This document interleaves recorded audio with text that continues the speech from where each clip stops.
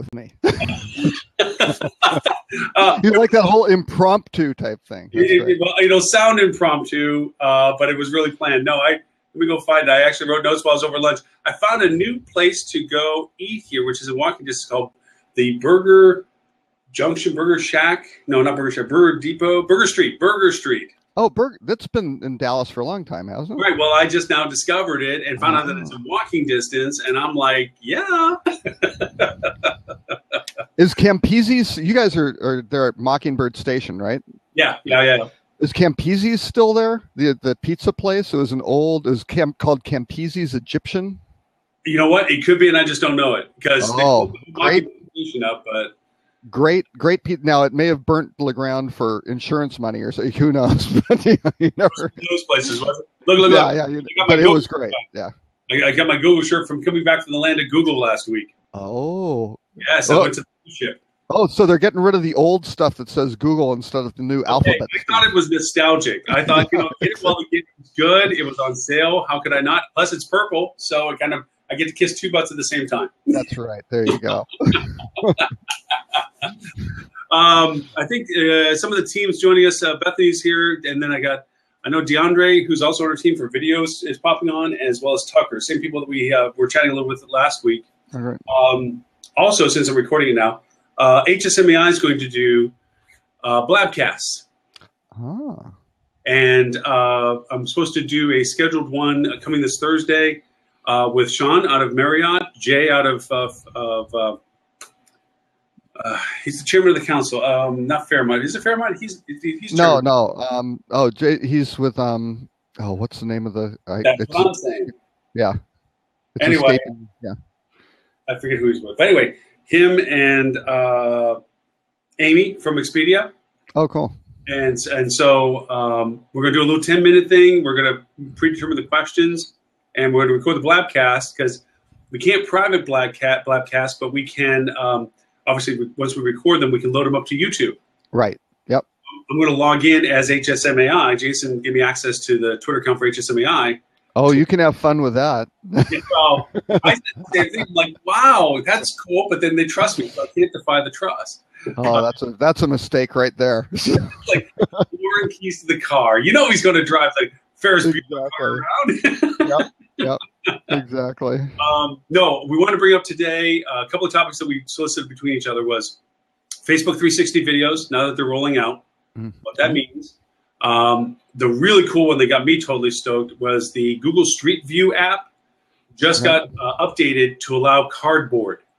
So literally, you can go anywhere there's Street View, hit the cardboard icon, put it in cardboard, and you're standing where the picture was. Oh. So you got virtual reality picture view anywhere. So now, what's that going to do to travel? I mean, if you can stand in the middle of the street in downtown Sydney, Australia, and look around, how cool is that? And what does that do in changing your opinion about where you want to travel? There was that, and then little ones, which I thought were kind of fun. Foursquare has just now decided, because they screwed things up by splitting it off with Swarm, that they're going to be adding or have started to add one-touch buttons for OpenTable. Right. Yeah. So, No, Foursquare is finally kind of with the whole Swarm thing. They're putting it back together for what they had. Yeah. Hey, DeAndre, you want to join? You can more than happy to. He's asking whether you use OpenTable. I kind of use OpenTable. Do you use OpenTable? Not that often. I mean, again, I live in Milwaukee, and there are a lot of places that it's not the high. If I was in New York and things like that, actually, when I go to conferences, I use it quite a bit because again, it'll be what's going on, what's available. Hey, let's go grab a table at 8:00. We can go do this. I was going to make some sort of bad taste jokes about Milwaukee, and it's either a beer garden or accordion hall or polka land. I was going to say something like that. Frozen custard stand, yeah. So. Yeah, but I had so much fun when I get to go up there about those things. So it's hard to bash something that you actually really enjoy when you get to go up there. It's like, and there are some good restaurants which are difficult to get into and things like that. You and I are friends on Foursquare, so I get to see your varied adventures sometimes when you decide to check in on Swarm as to what's going on. So I feel like I have a repertoire of places to go look out for. The little Chinese place down the street, which actually has very good Singapore noodles. I think DeAndre's pointing the same thing out we're pointing out in his text. He's eating a salad, so he doesn't want to get on screen. Thank you, Sandra. But yeah, New York. Yeah, OpenTable is more on need, I think, on travel. That if you have to schedule and do, or if there's a favorite place that you know you can get conveniently put in OpenTable, that you just would have to go through a very arduous process to get any other reservation. You know, there's something I used to use that is still out there, but it changed, and that was NoWait. It was an app that you could get for the restaurant, and they had a user interface from the restaurant. And say you walked up to the restaurant and there was a waiting list.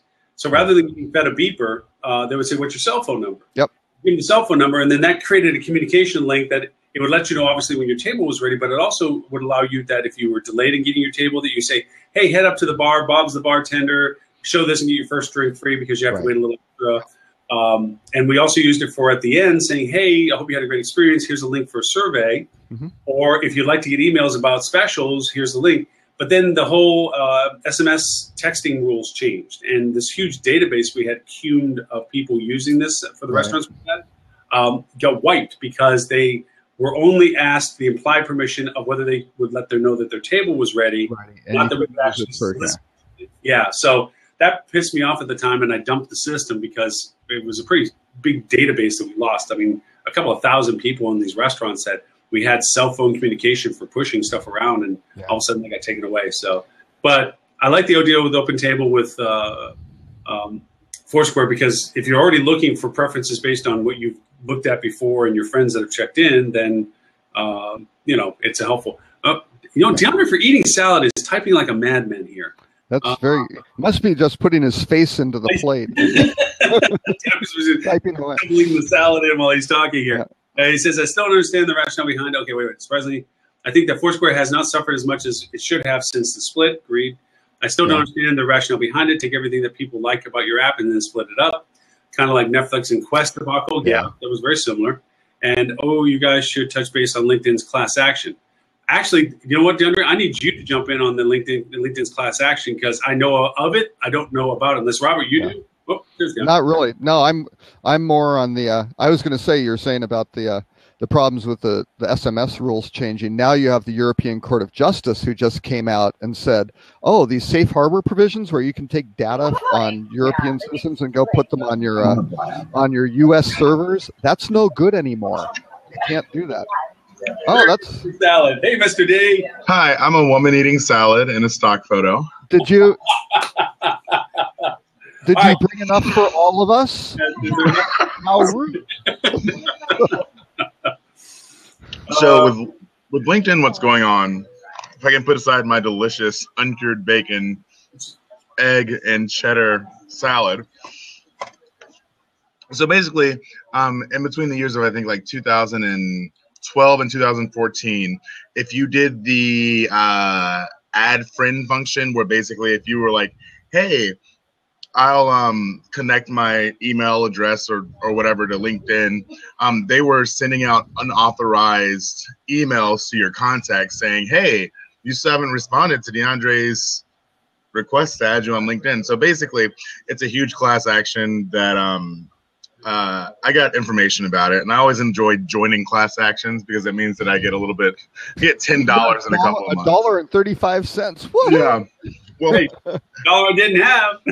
Yeah. Well, I had done Clearwire had one that I opted in on, and I got $25 out of it. And so I was like, I mean, part of it says like, hey, you have to say that you have like suffered injury or harm, potential like damaging things from this. But I'm like, you know, part of it is if LinkedIn is sending out emails on my behalf to people that I don't know about, that is kind of that's a little shady. Yep. From my standpoint. So especially, I mean, it would probably imagine if I was looking for a job and I was using LinkedIn as the vehicle and I was reaching out to make connections because of that, I might diminish my opportunities for employment with this person because of these automated emails being sent. I'm being persistent about it or something when in fact, you know, I wasn't. And so, I can see class action has a little bit of teeth to it. Yeah, Bethany was saying that she gave up on Foursquare. I had decided, I was like, I'm so done with them, but I still use Swarm to check in. Mainly the way that I use, in my mind, I still think of Foursquare and Swarm being the same thing.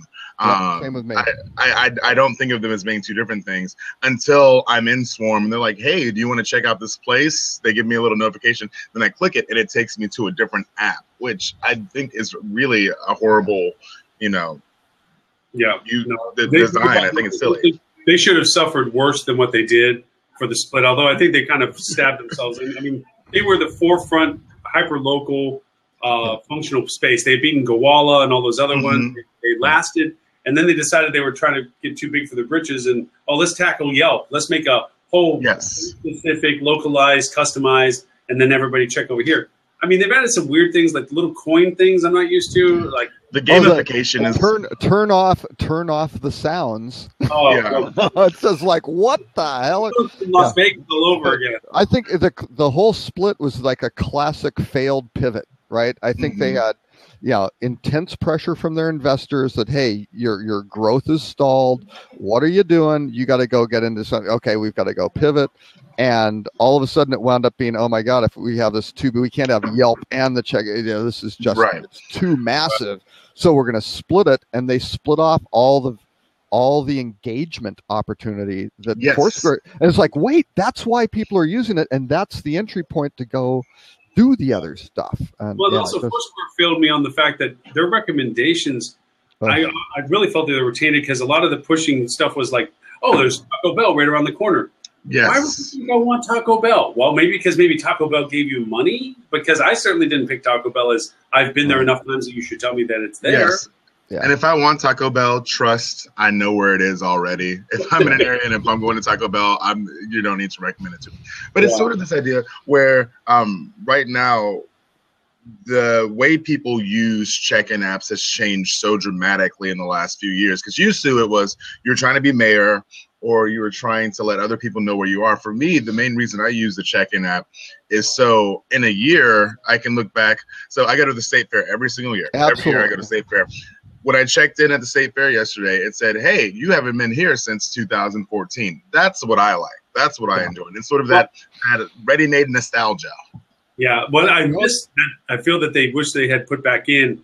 Being a mayor used to mean something. I used to use it as a marketing tool for a lot of the restaurants. If you're a mayor, man, I got you a beer, I got you a lunch, I got you something. And it got so abandoned because you weren't getting, there was no benefit when they split.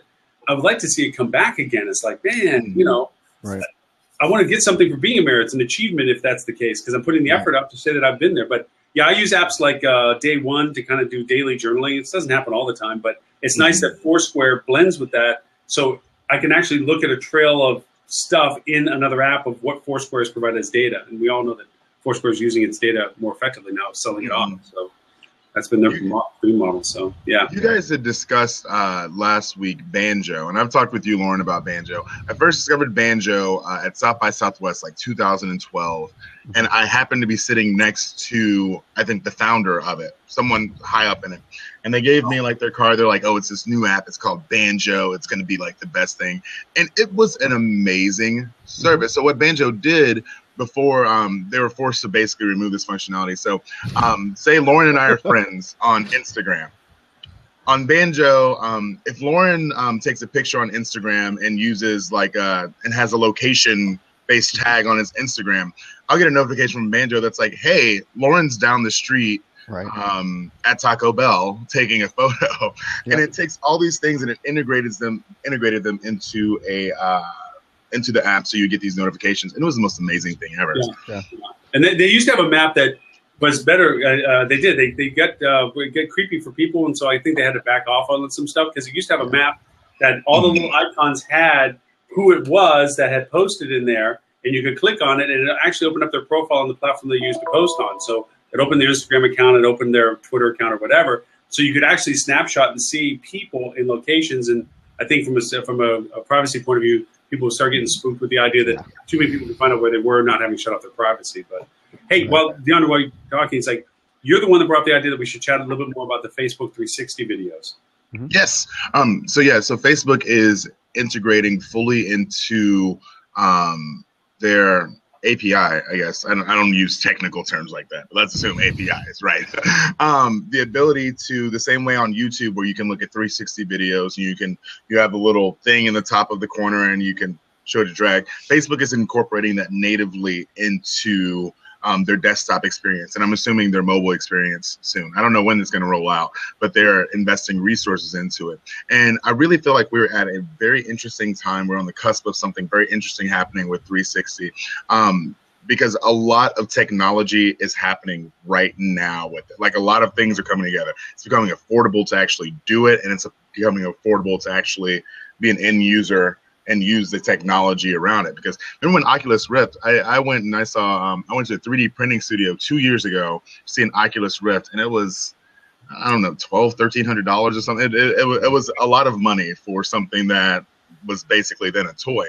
Now the price of it has come down and the technology is getting so much better.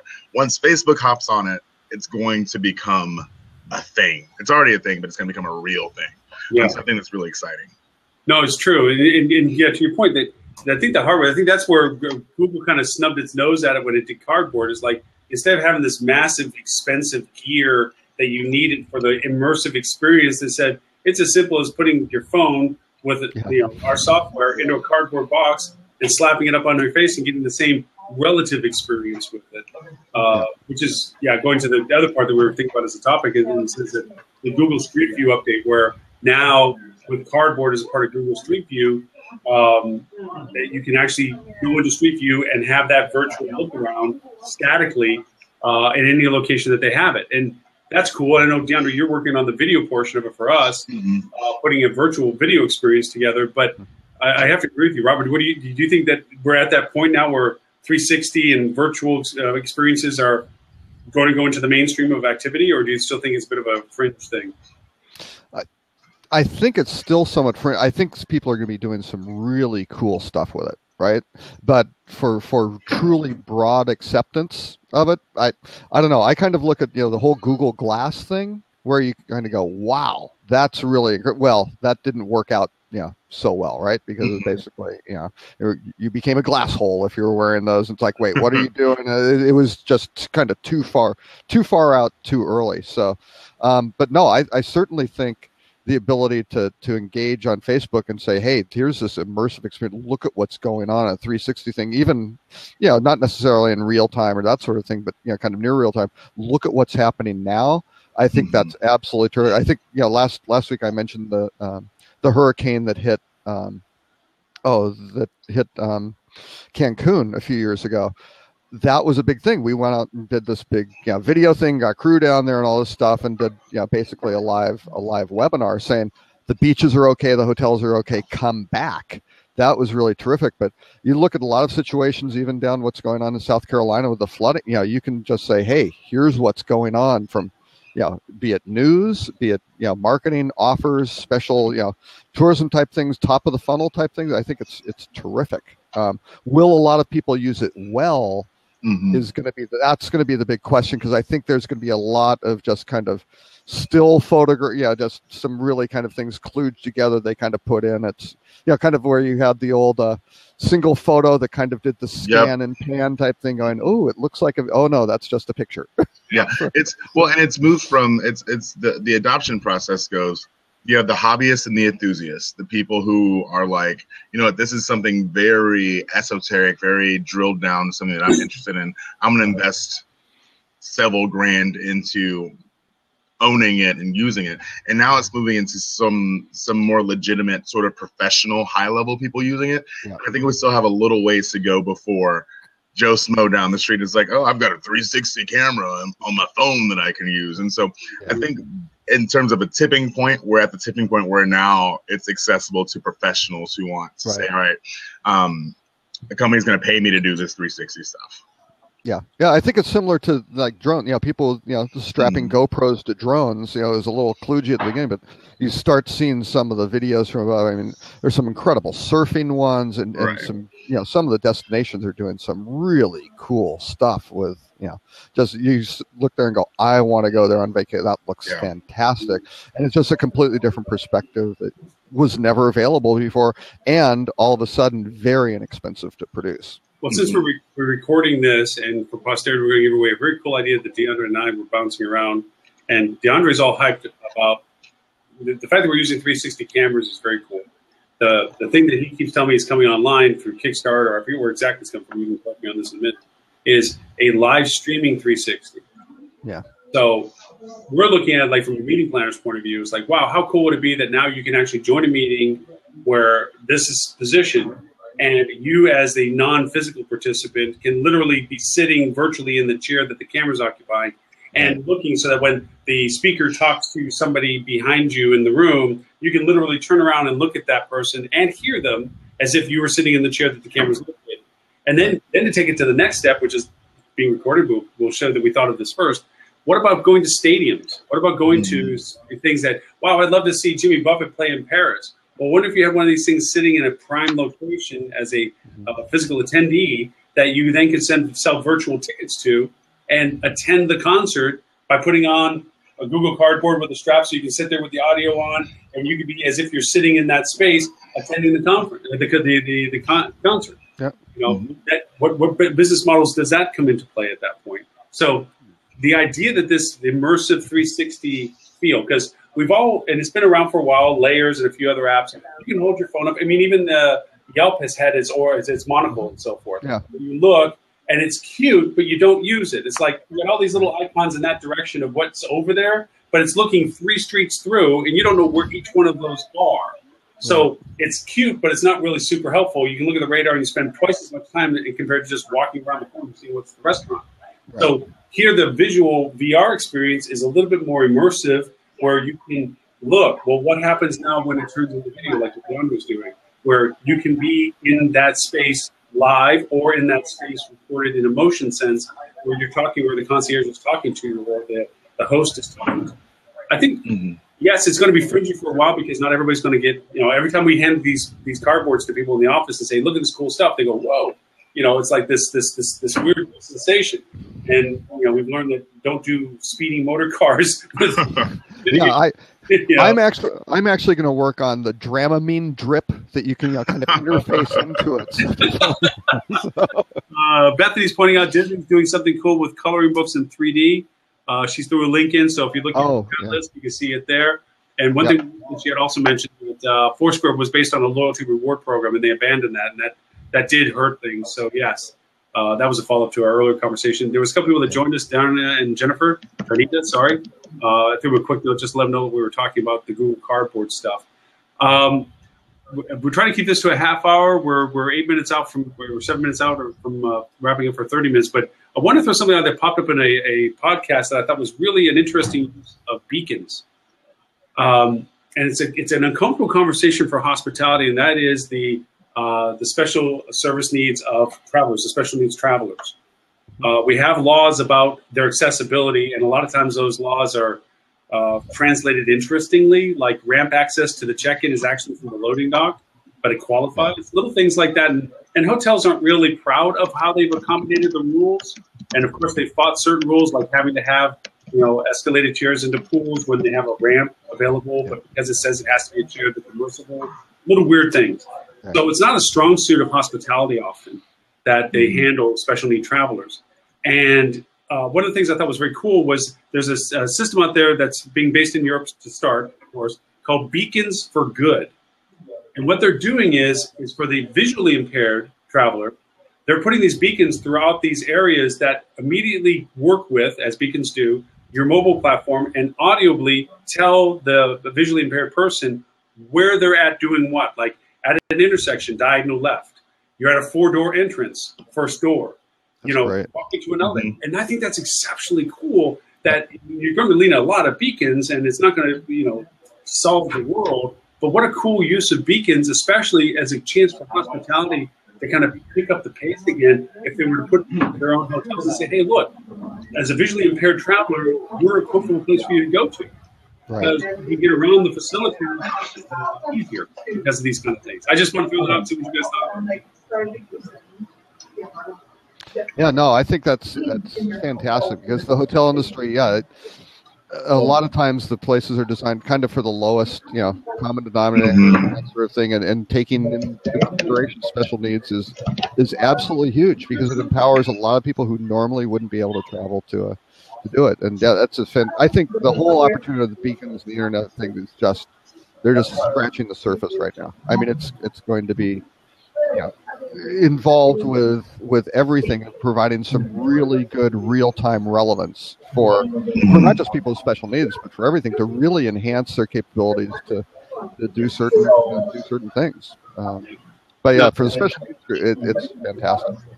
I just thought it was a neat use, because we always look at beacons from a marketing point of view. Yeah. You know, how can we use the passive value to active notifications to them? This was just a very nice, positive way of using beacons to better the experience of people that may benefit from it, like visually impaired travelers and so forth that need that extra guidance. I just thought it was a pretty cool creation for us. Yeah. I think in airports, beacons are going to be doing great things in terms of gate changes. Also, people who are sitting at the wrong gate and things like that. Things that delay flights just completely unnecessary. All sorts of really simple, sorts of processes. How to get through places, easily. I think even for meetings and conventions, right? How you get from session 1 to session 2. You go, here's my yes, and I mean, the Focusrite conference in a couple months, people always get lost. We're going here, list session, the breakout, and upstairs and downstairs, all that stuff. And it's real easy. You just go, hey, you're going the right way. Here's where you need to be, and you better leave now. It's just fantastic. So, and whatever. At the end of the day, you just happen to be passing by the bar, and they know that you love Guinness, and it's suddenly happy hour just for you. And we were at the fair last night, and we would have killed to have a way to get to. So Texas State Fair, you have all these winning delicious fried foods, and they're only in one place. Yeah, you want to know the funnel cake line, right? So you don't have to stand in line and waste your time with funnel cakes, right? Everybody has funnel cake, but the stuff is like, I had a fried lobster tail last night. It was really expensive. It was fairly decent. But so everyone's trying to get to these places, but the maps they have like a physical map that you can use. But we would have loved some sort of either app interaction that says, all right, you're here, walk down this way and go right. But beacons could help solve issues like that and solve problems like that.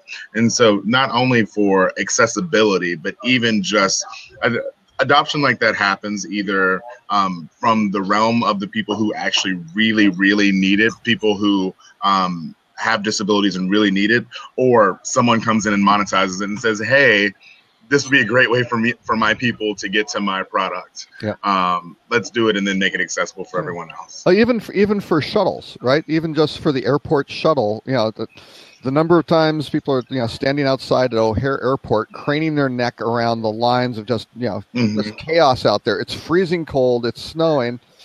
Why put them through that? Just go, it's approaching. Here it is. And, it isn't somebody having to call or do this or text, or it just, it happens. You go out and, and you're there. So just even from the aspect of like shuttle services and taxi services, knowing you're in the right location or that you're next to the taxi, if you're doing Uber, like, now, yes, you have the Uber on your map, but there's a difference between that and 4 black cars in a row at the airport station. You're looking at is which one's yours and you can't see the face of the driver behind the glass video. So, well, and on the airport shuttles, though, it keeps you from waiting outside, freezing your butt off, looking for the shuttle, and then all of a sudden you see it pulling away because you missed it. Or you're still in the wrong end. Running after it. Yeah, all good points to it. Comment-wise, wrapping up, any other ideas that we want to throw into this conversation or wait until next week? Salads for everyone next time. Tucker did notice that we're all wearing plaid today.